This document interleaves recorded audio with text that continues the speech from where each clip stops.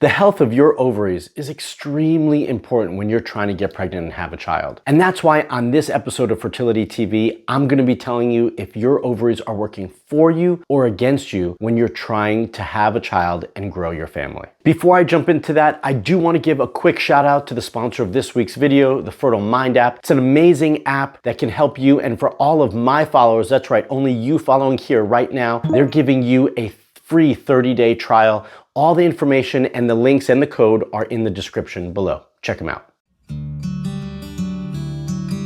My name is Dr. Marc Sklar, also known as the fertility expert, and I've been working with couples from all over the world for the last 19 years through my online coaching programs and right here in San Diego at my clinic. And this topic of good ovarian health, good ovaries, and if they're functioning properly is something that we discuss on a regular basis, because without that, we're gonna have a hard time conceiving. And that's exactly why I created this video for all of you today. So what does it mean to have good or bad ovaries? Well, there's a couple of different meanings when we're talking about that. The first thing is, are your ovaries functioning properly? That's the first question that I always like to ask. And sometimes I don't actually ask it, but by the questions that I ask, I am asking that because that information is what's going to tell me if they are or aren't. So the first thing is, are you ovulating? That's right. Are you ovulating and releasing that egg? That's the first sign. And are you ovulating and releasing that egg at a timely fashion? So is that happening regularly and normally every month around the same time of the month? That will make a huge impact to answering this question. And then, are you menstruating properly as well? Because if you're ovulating regularly, then about 2 weeks later, you should be menstruating. And so this whole process of having a regular ovulation and menstrual cycle is the first question, or questions for that matter, that's going to tell us or give us a hint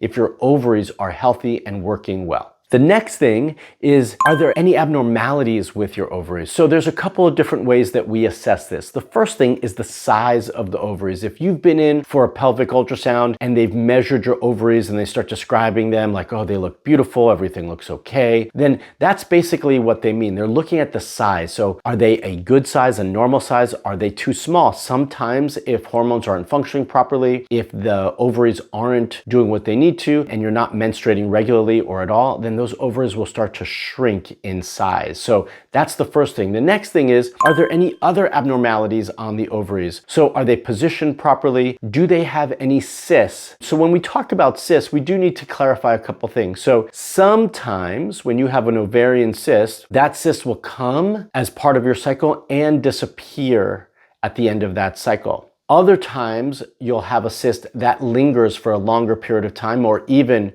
beyond, like months or years. That's what we don't want to see happen. So those cysts we do want to take care of. Okay. The kind of more simple cysts, those can come and go regularly. And sometimes that's just a follicle that just hasn't quite been resolved and it transitions into a cyst, but shortly thereafter it should. So we want to make sure that there's no ovarian cysts, and if there are, we want to make sure that we address them if needed. I don't recommend surgery or aspirating them if it's not needed, because that can also damage the ovary itself. And anytime we do procedures on the ovaries, we damage the tissue or remove some tissue, we start to affect our ovarian reserve and our AMH levels. So we want to be mindful of that. And then the last piece that we want to look at, or the last more common piece I should say that we want to look at, is endometriosis. That's right, we often think of endometriosis in the uterus or on the uterus, but very often we might find it on the ovaries, which could turn into endometriomas, like cysts that are filled with endometriosis. So this is what we want to be mindful of, and then know if those are there, that we want to take care of them. That's basically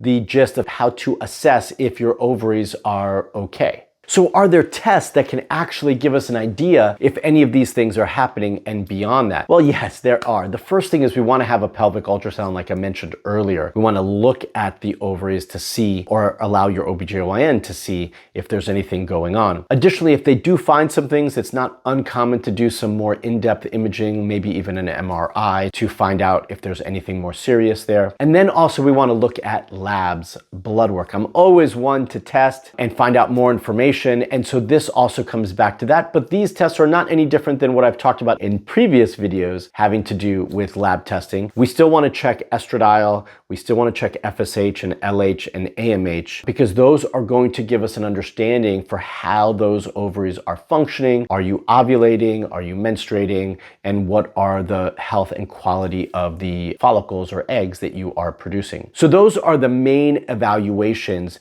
that you want to look at. But what does it all mean for us when we do get back that information? How does that impact our fertility? I do want to address this age piece because often we're led to believe that because you are older, over 35 often they'll say, that this shows that you have bad eggs, or your egg quality is compromised, or your ovaries don't function properly. I want to throw that all away, okay? Because yes, that may be the case, but just because you are 35 or older or 40 or older doesn't mean that is the case. And we do want to understand what it is for you as an individual, okay? Not to mention that if we are having these issues, if we find that the hormones are off, we're not ovulating properly, we don't release eggs properly, maybe we've got a cyst or endometriosis, then we want to understand at a deeper level why those things are happening. Just because you have those things occurring doesn't mean that that is the cause of what's going on. And this is the thing I want to hit home with all of you on a regular basis, because I still get questions about this all the time, which is egg quality is not necessarily the cause of your fertility issues, or ovarian reserve is not necessarily the cause of your fertility issues. What is causing those things to happen?